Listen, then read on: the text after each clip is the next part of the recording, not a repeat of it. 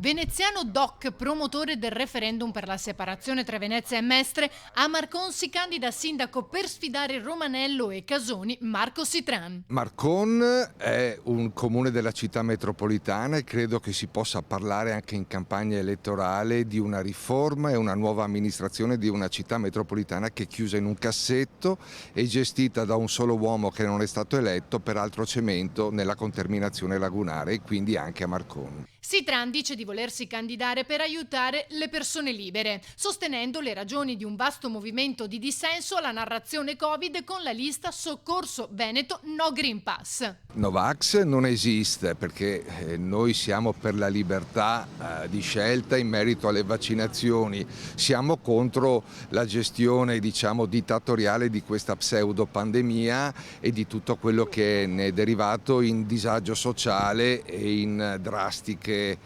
situazioni di gravità economica per le popolazioni, per le famiglie, quindi siamo assolutamente per il ripristino dei diritti fondamentali della Costituzione e siamo per la libertà di opinione certamente e ovviamente dissentiamo da questa politica molto distante dal popolo e autoreferenziale, anzi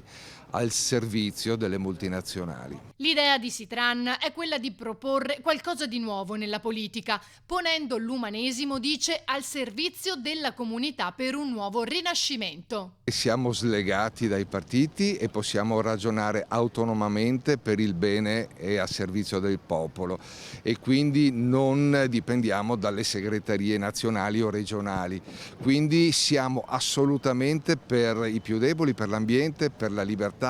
e, ripeto, noi dobbiamo ragionare in termini di città metropolitana perché dobbiamo pensare alla tutela ambientale di un equilibrio molto fragile qual è quello della laguna di Venezia e della conterminazione lagunare.